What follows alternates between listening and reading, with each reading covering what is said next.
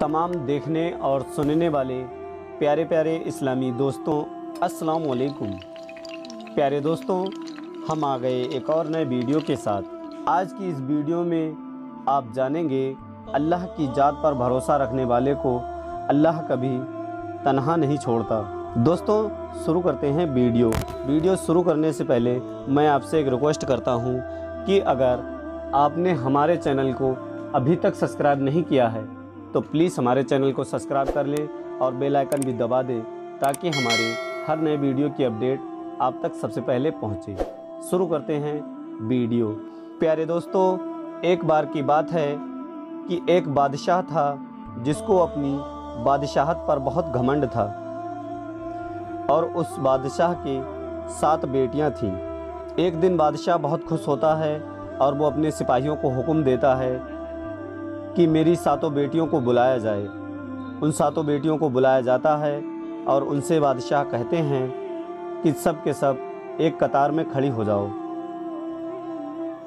वो 7 शहजादियाँ एक कतार में खड़ी हो जाती हैं और उन सबसे बादशाह कहता है कि मैं तुम सबसे एक सवाल पूछूंगा और अगर जवाब अच्छा लगा तो मैं तुमको तुम्हारा मनचाहा इनाम दूंगा। और वो बादशाह उन सब में जो सबसे बड़ी शहजादी थी उससे यह सवाल करता है, कहता है कि तुम किसका दिया खाती हो, किसका दिया पहनती हो। तो उनका जवाब आया कि मैं आपका दिया खाती हूँ, आपका दिया पहनती हूँ। ऐसे ही एक एक करके बादशाह ने 6 शहजादियों का एक ही जवाब सुना। 6 शहजादियों का एक ही जवाब था कि आपका दिया खाते हैं, आपका दिया पहनते हैं और आपकी ही वजह से ये शानो शौकत है। ये सुनकर बादशाह बहुत खुश हुआ और उन 6 शहजादियों को उनका मनचाहा इनाम दे दिया। उनकी मनपसंद चीज़ें दे दी।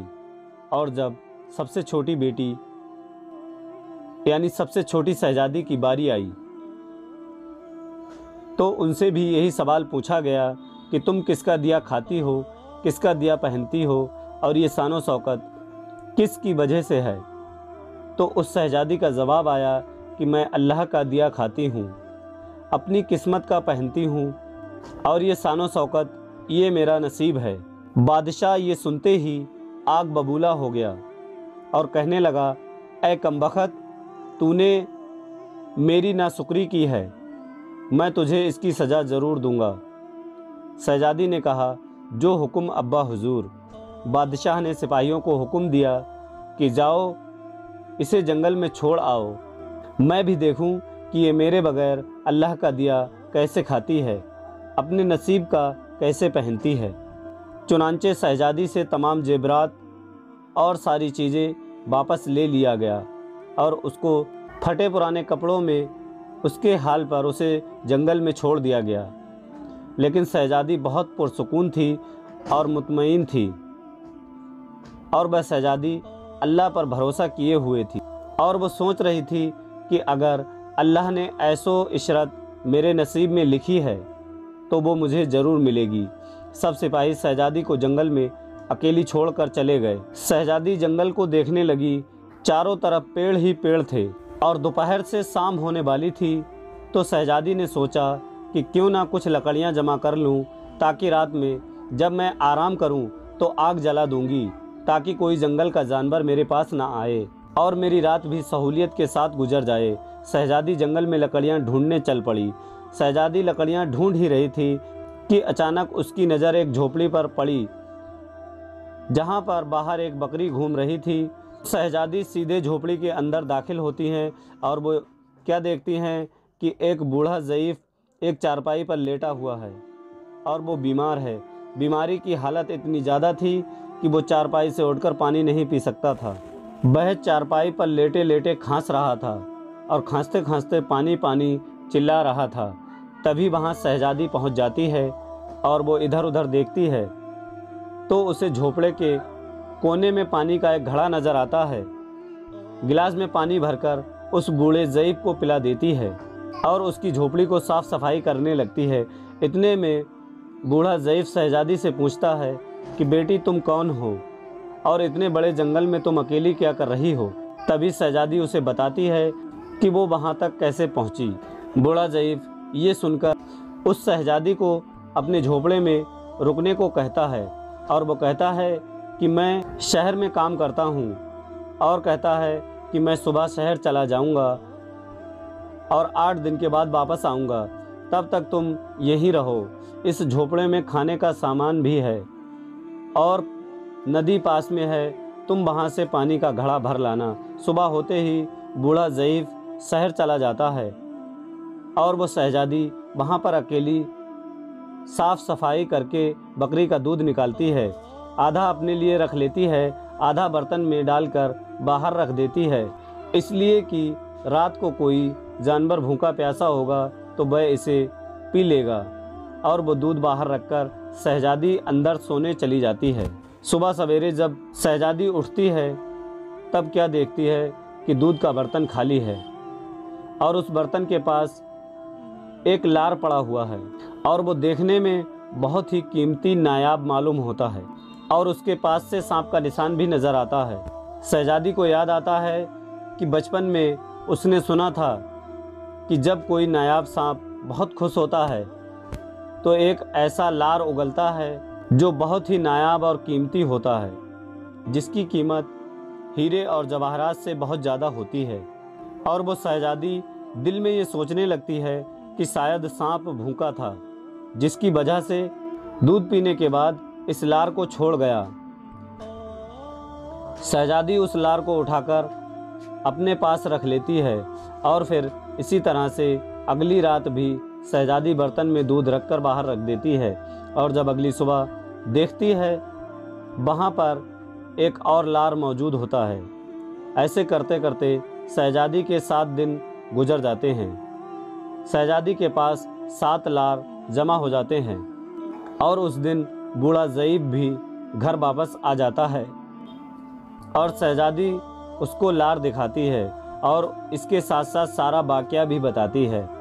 और वह शहजादी उस बूढ़े ज़ईफ़ को 3 लार देती है और कहती है कि इसको शहर ले जाकर बेच दो और शहर से वापस आते वक्त महल बनाने वाले मज़दूरों को अपने साथ लेते आना। बाकी 4 लाल शहजादी ने हार बनाकर अपने गले में पहन लिया और चंद ही महीनों के अंदर जंगल में एक आलीशान महल तैयार हो गया। इतना आलीशान महल, इतना आलीशान घर जिसमें दुनिया की हर एक चीज़ें मौजूद थी, जिसके अंदर बूढ़ा ज़ईफ़ और शहजादी रहने लगे।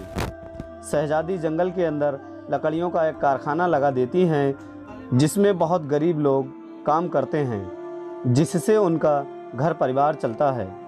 देखते ही देखते कुछ ही सालों में जंगल शहर में तब्दील हो गया और दूर दूर तक उस शहजादी और बूढ़े की धूम मच गई और दूर दूर तक उस शहजादी और बूढ़े ज़ईफ़ की धूम मच गई कि शहजादी बहुत रहम दिल है।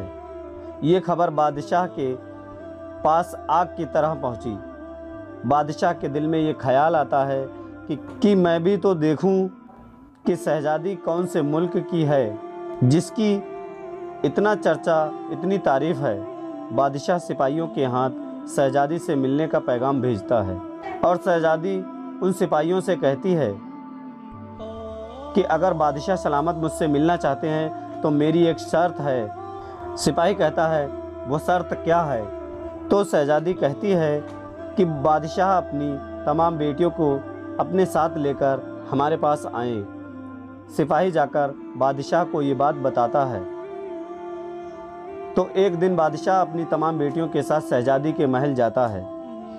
शहजादी उस वक्त अपने चेहरे पर नकाब ढककर सबसे मिलती है और खूब अच्छी मेहमान नवाजी करती है। वह उनके लिए 7 रंग के खाने पेश करती है। महल की शान शौकत और उनका अंदाज़ बादशाह को ही नहीं, उनकी शहजादियों को भी हैरान कर रही थी। फिर बादशाह कहता है कि मैं तुम्हारे कहने से अपनी तमाम बेटियों के साथ तुम्हारे महल में हाजिर हुआ हूँ। फिर आपने हमसे ये पर्दा किस लिए किया है? और इस बात के लिए बादशाह इसरार करने लगा।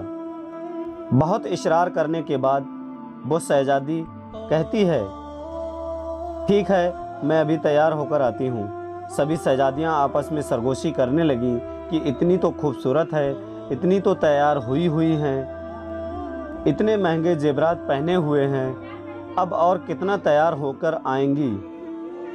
इतने में क्या देखती हैं कि दूर से एक फटे पुराने कपड़ों में कोई आ रहा है, और गौर करने के बाद बादशाह को याद आता है कि वो मेरी बेटी है। मैं ये सोचता था कि जंगल में इसे कोई जंगली जानवर खा गए होंगे, और जब मैंने अपने सिपाहियों को इसकी खबर लेने भेजा था तो उन्होंने लौटकर मुझे ये सूचना दी थी कि वहाँ पर शहजादी का कोई नामो निशान नहीं मिला। बादशाह खुशी के मारे झूम उठता है और कहता है, शहजादी को महल बुलाया जाए,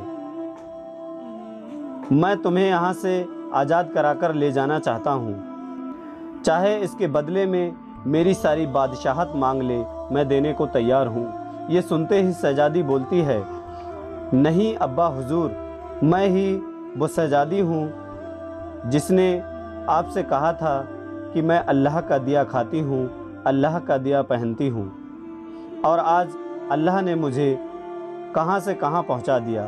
आज मैं आपसे भी ज़्यादा अमीर हूँ। शहजादी अपना तमाम हाल बयान करती है कि वो इस मुकाम पर कैसे पहुँची। ये सुनकर बाकी तमाम शहजादियाँ अपने दिल के अंदर हसद करने लगती हैं और सोचती हैं कि ऐ काश हमने भी यही कहा होता कि अल्लाह का दिया खाते हैं और अपनी नसीब का पहनते हैं। मेरे प्यारे अजीज़ दोस्तों, ये था अल्लाह की ज़ात पर भरोसा करने और अल्लाह तबारक व तआला का शुक्र अदा करने का अंजाम। उम्मीद करता हूँ कि ये वीडियो आपको लाजमी पसंद आया होगा। पसंद आने की सूरत में वीडियो को दिल से लाइक करके अपने करीबी दोस्तों या रिश्तेदारों को ज़रूर शेयर करें, क्योंकि अच्छी बातें सुनकर आगे पहुंचाना सदका जारिया है और इसका अज्र अल्लाह ताला देता है। मिलते हैं एक और नए वीडियो के साथ, तब तक के लिए अल्लाह हाफिज़। अल्लाह आपका और हमारा हामी व मददगार हो।